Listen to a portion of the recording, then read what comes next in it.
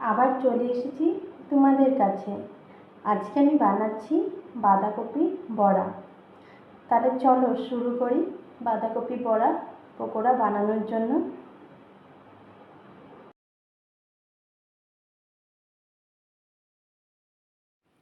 বাঁধাকপি পকোড়া বানানোর জন্য আমি নিয়ে নিচ্ছি এখানে বাঁধাকপি ধুয়ে কেটে নিয়েছি। বাঁধাকপিতে দিয়ে দিচ্ছি পরিমাণ মতন নুন। বাঁধাকপিতে নুন মেখে নিচ্ছি। নুন মেখে কিছুক্ষণের জন্য রেখে দিব।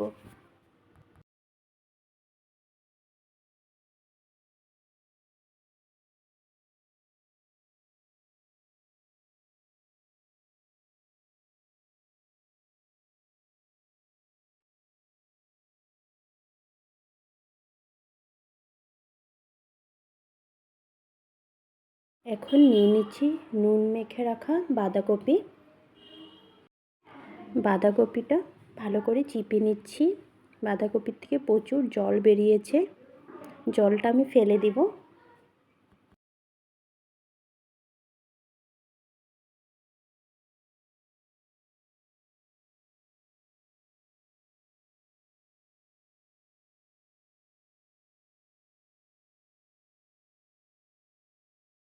এখন দিয়ে দিচ্ছি বেসন পরিমাণ মতো, দিয়ে দিচ্ছি শুকনো লঙ্কার গুঁড়ো পরিমাণ মতো, দিয়ে দিচ্ছি হলদি গুঁড়ো পরিমাণ মতো, দিয়ে দিচ্ছি কেটে রাখা পেঁয়াজ,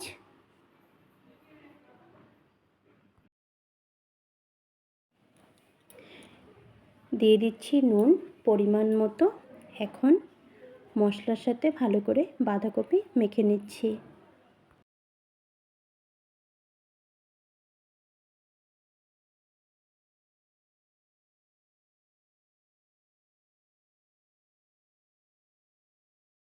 বাঁধাকপি মাখা হয়ে গেছে। এখানে আমি তেল গরম বসিয়ে দিয়েছি। তেল গরম হয়ে গেছে।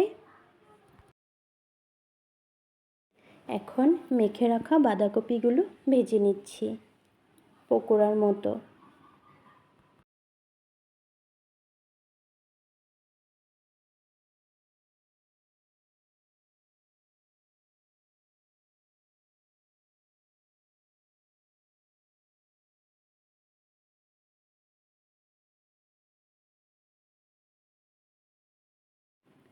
ভাজা হয়ে গেছে, নামিয়ে নিচ্ছি।